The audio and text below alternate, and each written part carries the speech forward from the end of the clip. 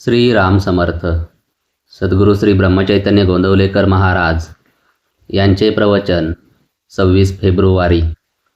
कोणत्याही परिस्थितीत नामस्मरण शक्य आहे. मनुष्याची सर्व धडपड शाश्वत समाधान मिळवण्यासाठी चालू असते. ते समाधान फक्त भगवंताजवळ असल्याने समाधानासाठी प्रत्येक माणसाला भगवंताची गरज आहे. आपल्या सर्व धडपडीतून भगवंताच्या प्राप्तीचे समाधान आपल्याला मिळत नाही आणि त्याला परिस्थिती कारणीभूत आहे असे सर्वजण सांगतात.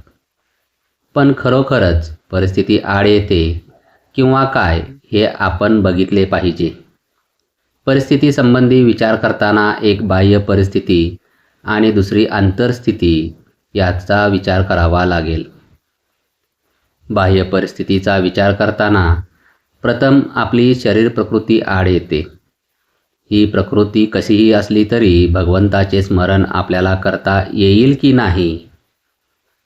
प्रकृतीला कितीही क्षीणत्व आले, देहाला कितीही विकलता आली तरी अंतकाळी भगवंताचे स्मरण करता येते असे भगवंताने गीतेत सांगितले आहे.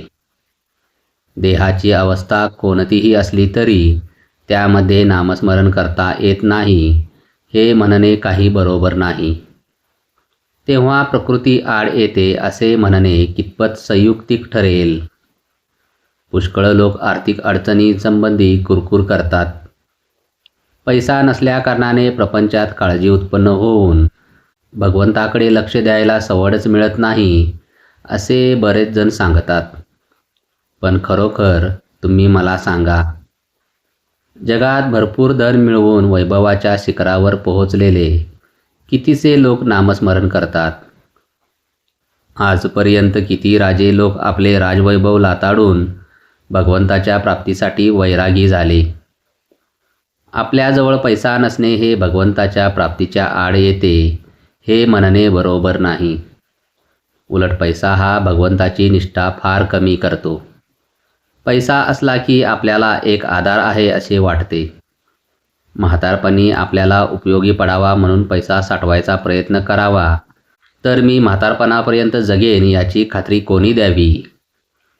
सुखसमाधान हे पैशावर अवलंबून नाही. प्रत्येकाची गोतावळी ठरलेली आहे.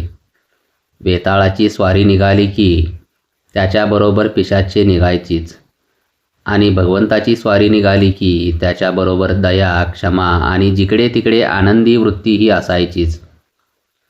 त्याचप्रमाणे पैसा आला की त्याच्याबरोबर तळमळ, लोभ, असमाधानही यायचीच.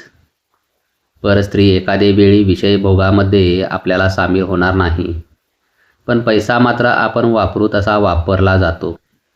बाप मुलगा, भाऊ भाऊ, भाऊ बहीण, मित्र मित्र यांच्यामध्ये वितुष्ट आणायला कारण काही असेल तर पैसाच होय. जय जय रघुवीर समर्थ. आजचे बोधवाक्य. आपण पैसा साठविला तर गैर नाही, पण त्याचा आधार न वाटावा. अनुसंधानाच्या आड त्याला येऊ देऊ नये. श्रीराम समर्थ.